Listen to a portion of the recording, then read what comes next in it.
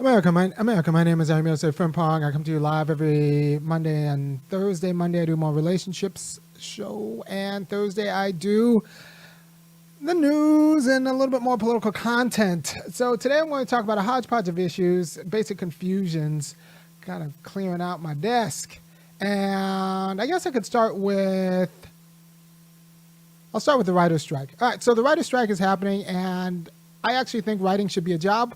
The writers should get paid. They shouldn't get paid in a way that doesn't allow them to make a good living, a regular living. I also think I would never be able to get a job writing in Hollywood because there are too many gatekeepers, and the whole system's racked. So it's not exactly the most sympathetic strike for me, and I'm not convinced that the content is particularly great.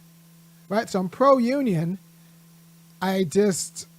I also would support an industry that would support me, and I'm not convinced that the people who work in the writer's room would allow me to do what I do and support me doing what I do. I think I'd have to probably end up doing it all and then publishing it on YouTube. By the way, there's a guy, Connor Price. I saw his video Bankroll. Go ahead and look at it. And I'm thinking, there's a way in which new, really good content might be able to be independently not only written, but produced, because you have a generation of people who kind of grow up editing TikTok videos. And so now they have the basics of editing down and timing. And I just think that they might be close with a little bit more training to be just a generation of people who can edit. And so then it just becomes about CGI and effects, and I think with a really good script you can kind of get around a lot of that.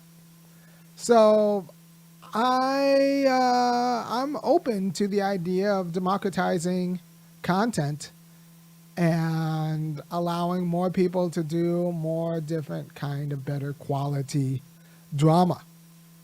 But it takes skills, and skills need to kind of become part of the culture. So I'm thinking I have hope for this new generation of editors, so that we'll just, instead of looking at content from cable, we'll have content that's produced on YouTube. Connor Price does hip hop videos. He's good. I thought he was good. And yeah, so I'm a little curious about where the future of independent media is coming from, because I'm not really convinced that the Hollywood media is particularly great. First of all, if you're a Hollywood media person and you've been working for 20 years and you're on Stripe, I sure hope that you have a very good pro-union script that you have in the tank, that you pushed or that you wrote and was produced, because you are the biggest influencer of culture in America. And if the last 40 years had been producing scripts with low-key pro-union messages, they wouldn't have to go on strike right now. But the problem is a lot of Hollywood writers don't care about anybody else except Hollywood writers, so they only get upset when the ship comes after them. But had they been supporting unions all along and just kind of slowly work the body of America with respect to getting their pro-union voice out and showcasing the virtues of organized labor, I think the entire nation would be good. But instead, we got 15 law and orders, and none of them actually take on the police union. So this could have actually happened. This idea that, the studios decide the scripts, and the writers weren't free to write subtle pro-union scripts. That's garbage. That's trash. Right, like I teach philosophy, and everyone comes out of my classes with a working understanding of philosophy and the black struggle. I put it in there. I get it in there. But it turns out that too many writers don't know enough about labor, don't care enough about labor, and then it turns out that the public support for them is not what it could be if they had been writing scripts, very good scripts, about labor and about what labor organizing means. Right? You fight where you're at. For a long time, they've had control over that aspect of culture, and they didn't fight while they had control of that aspect of culture. And now I guess maybe they wish they would have, but they didn't. All right, so that's all I'm going to say about the writer's strike, because that's something you're not going to hear every place else. Now, let me talk a little bit about the new N-word. The new N-word is interesting because it's pretty much either You're anti-woke or anti-CRT. Because the N-word emerged as a way to keep black people in their place. You said it, you said it, you said it. There's this famous Lee Atwater quote where he said, well, you know, in the 50s, you could just say N-word, N-word, N-word, N-word, N-word. And then by 68, that becomes unpopular. And then by 70s, you have to kind of like say like, you know, you have to deride public goods. And the 80s, it's like welfare queens. It's all different varieties of saying the N-word without actually saying the N-word, because you can't do that anymore. It's déclassé, it's gauche to say that. But you could talk about ending, you know, Medicaid. You could talk about programs that would disproportionately affect black people, but and cutting them as a means of, you know, displaying that you can keep black people in their place without actually using the word N-word. And the problem is a lot of white people also use those. The more abstract you got it, the more white people kind of got caught in the net. And so now they needed a way to say N-word that left poor whites alone. And that's how you say anti-CRT or anti-woke. That's the way of saying the N-word, which was just a strategy to keep black people in their place without actually using the N-word. You say you're anti-woke or anti-CRT. That pretty much means you'll help everybody except the blacks. That means you'll help everybody. If you're anti-CRT, that means you'll just help everybody except the blacks. That's how you signal it. I'm down for helping everybody except the blacks. And that's all you signaled when you said the N-word anyway. So same thing, new form. And what's interesting is the more abstract version of that form was popular when you were just cutting public goods for everyone. But now poor white people might need those public goods. So you need to go both a little bit more precise, but still say you got to save the poor white people. You can say that with colorblind policies or pro-universal policies that will disproportionately help the black, but not as much as they'll help like poor whites and the white people. So everybody knows that if you're serious about helping black people, everybody who actually thinks about it knows if you're serious about helping black people, like the middle 80% of whites are going to have to take a pretty big haircut if you're serious about in either prestige or monetarily, but mostly prestige. Because even that middle 80% can still think, well, you know, my daughter could marry rich, or my rich uncle will handle it, or they have a house or whatever.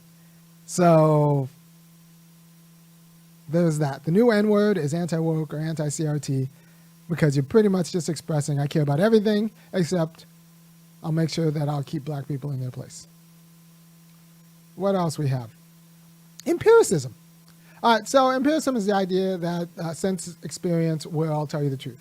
Everything you need to know you get from sense experience. The problem is it presupposes that you can interpret what you want and like what counts as a success and the method to evaluate it. Once again, we presuppose what counts as a success and the method to evaluate it. But what happens if your method to evaluate it is wrong, right? So let's say that you have cars, AI cars. AI cars drive fine. It turns out overall deaths go down from car accidents. But now when someone does die from a car accident, we have no one to blame. We think we'll be happy with that, but I don't know. If an AI car kills my kid, I don't care that deaths went down in the aggregate. I care that nobody's at fault for my kid dying. And I need someone to blame. I need someone whose intentional decisions like caused this. Because it's not a fact of nature. It's not like he died in a hurricane or something. He died by something we produced. But yet I can't hold anyone accountable for producing it. That's going to be bizarre. That's going to be a hard case. So the problem with AI cars, for example, is going to be liability when someone actually does go down. And you could say, well, you know, in aggregate, we ran the data. In aggregate, you know, AI cars kill fewer people. But that's not going to matter for the person who dies, right? So there's kind of a subjective character in interpersonal actions where the person is like us, but not like us, and so that makes the action more meaningful. You even see this in like Marvel villains, for example. The villains are always going to be very similar to the heroes, except slightly different, like a darker path. Right? That's going to be a standard trope because that works. That heightens the contradiction between the heroes and villains, that they're so similar, but yet so different. Or they're going to be wrestling with similar things. You know, the Green Goblin, the Junior, and Spider-Man both wrestled with fatherlessness, and or dubious parentage and all that stuff. So you want the thing you're interacting with, especially meaningful interaction, like the thing that's killing you, to be kind of like you, but then different, but also morally accountable. And there's a reason why, even if we kill fewer people with drones than we do with actual soldiers, it's going to be a little bit grosser that we do it with drones because it's just too easy to do with technology. So a little bit of that. Empiricism presumes that you know what you're looking for and you have the right method, but if you don't have the right method and you don't know what you're looking for, then that's fine. By the way, here's a script. I'm going to put the first two topics together. Here's a script idea that's free. A lot of people say like, well, you know, with families, intact families, they have lower homelessness rates, higher graduation rates, all of the outcomes are better. But that's an empirical way of judging the virtue of an intact family, right? I can imagine an empirical study that shows me that it would be better if I plucked poor kids, or if I allowed rich people, the top 10%, to go to the top 20%, or the bottom 20%, and just pluck their children from them. And if I ran the numbers and I did the data, find out that it turns out that the kids who are plucked from their birth families and raised by the top 20% have better outcomes. And then, you know, we run the ideology behind it, and we convince poor people that it's their fault for being poor, and, you know, you do it for the children. So that could be your plot story. That could be a story. A world where the top 10% can pick among the bottom 20%'s children, and they have the entire ideological apparatus supporting them in doing so. And we talk about how, you know, it's just best for the children. We really care about children, and it's really the poor parents' fault for being poor. And you can imagine the ideology that would support that, and it would be pretty convincing. And then the story would be around a family that a pair of parents who kidnap their own kid. I mean, you could do a hook and say, like, well, the kid wants to actually stay with the rich people. It'd be kind of like Annie, except if we found Annie's parents. We found Annie's actual parents, and Annie was like, but, like, Daddy Warbucks has all the cool stuff. I want to stay with the rich guy. If I have to pick between two people who love me, my biological parents or the rich guy who loves me, I want to stay with the rich guy who loves me. So that could be the argument. That could be the argument that there could always be other studies. If you're just an empiricist, there could always be other studies, and you presuppose what the outcome looks like, what success looks like in the method to evaluate it. There could be other studies that achieve the same end. Now, a happy family isn't just, you know, those outcomes. It's got to have, or family right isn't just those outcomes. It's got to be consistent with not abusing parents and taking their kids because you feel like it, even if it's best for the children. All right, so just quick word about empiricism. Or you could have, there's all this data that says, like, well, you know, people are better when they're married. But you could just have data that says, well, you know, turns out that the outcomes are better if the spouse leaves, if the next spouse is making like 20% more money. Right? Everyone's happy. Like the spouses are happier. And you could kind of legitimize gold digging with studies. If you don't know what you're looking for and what counts as success and the right measure for it, you'll end up with a raft of data that says that if you find someone who makes 20% more than your spouse, you might be better off just leaving them. Or if you get a 20% raise and you don't need your spouse anymore, you'd be better off leaving them. according to the data, this makes you more happy, right? So that would be a problem, where empiricism kind of leads you astray. By the way, if you appreciate me doing this, and I do it twice a week, I got a big show planned on Monday. We're gonna go in on families. Go ahead and go to www.funkyacademic.com, kick in $5, $15, $50. Go ahead and hit subscribe, hit like. That all helps me in the algorithm. More people randomly see this, which is important. Go back and like previous videos too, because that's always good too. And I was on the Bad Faith podcast with Brianna Joy Gray talking about affirmative action and a host of other things. I like Brianna. She's a class act. It's funny because she admits that she comes from like a pretty solid middle class background, and all of her friends' families were wealthy and well to do a professional class, and even if she wasn't, like all of her black friends were, and that kind of colors her perspective. But it's also, and so there's a way in which she says like the problem is poverty, not blackness, but she's also single, or not married with kids. And I'm always a little bit dubious because the white version of Brianna is married and is at least as happy, but married and with kids. And so I'm sure some people in the comments are going to say, like, well, what if she doesn't want kids or a husband? But like we suggested that she's like dating and looking for a guy, she just can't find one. And both her and Ebony Williams, the white versions of them, Ebony Williams, the white version's probably already married and divorced the millionaire.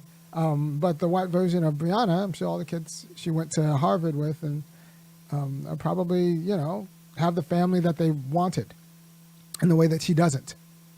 Right? So that's one of the taxes of being black. That's just how it is.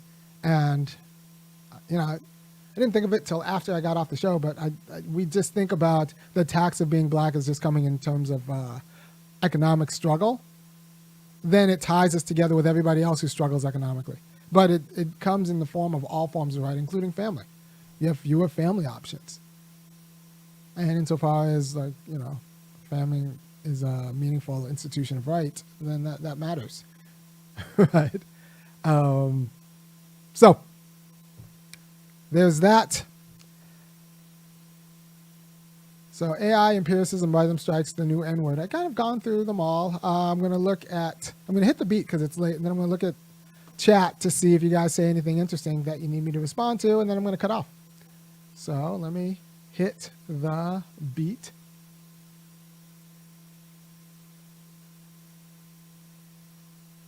To the beat, y'all. Yeah. Sound good to me. Never change the ways for the world or the government. If I was the president, then I would state facts. You leave it up to me, I'll paint the White House black and ain't no future in your front. To the beat, y'all. So I am going to go on counterpoints, breaking points, counterpoints next week on the 26th to talk families, about why the left is bad about families. And that's going to be the subject of my Monday show in a powerful way. But I'm going to go in because Emily Jasinski there is like, conservative, pro-family, and she says the lefts are bad on families. And I'm going to say, yes, liberals are horrible about families because families are anti-liberal, right? It used to be the case that what you did was dictated by your family. And your last name, Smiths were Smith, Coopers were Coopers, farmers were farmers, and you didn't get to decide what you wanted to do because it was all determined by your family. And that wasn't good. And so the realization of freedom included breaking up the power of families. So that now, like, we let the market determine what you do. And, the idea is that you get really good at something and then the market will reward what you really get good at. And so you don't have to do what your dad did. Instead, you could do what you've developed skills for because of your passion. And in that way, you contribute in a way that's consistent with your freedom. The problem is now we don't have any fetters. We don't have any defenses against the market, right? So when we evacuate family power, that means your family can no longer decide that you're going to be a success. Your family, depending on who you talk to and how paranoid you are, your family no longer gets to decide like what gender you get to be, because other people will market to you the idea of changing, of swapping, right? So I'm going to talk a little bit about this on Friday, but on the 26th, I'm going to go on counterpoints, and we'll talk about what it means that liberals are anti-family and how you can resuscitate the family as an institution of freedom, and the peculiar freedom you can only get when someone's committed to you. And you don't have to worry about being on the market. You don't have to worry about waking up one day and having someone just decide that like they're going to quit you and have that stick. It's an ethical love that's not tied to romantic passion. And what the state can do to support that ethical love. And I'm not talking about just like tightening divorce laws. I'm talking about actual enabling people to be better spouses and take care of that freedom. All right, take care. I will see you on Monday. Well, I'm going to go into the family stuff, and later.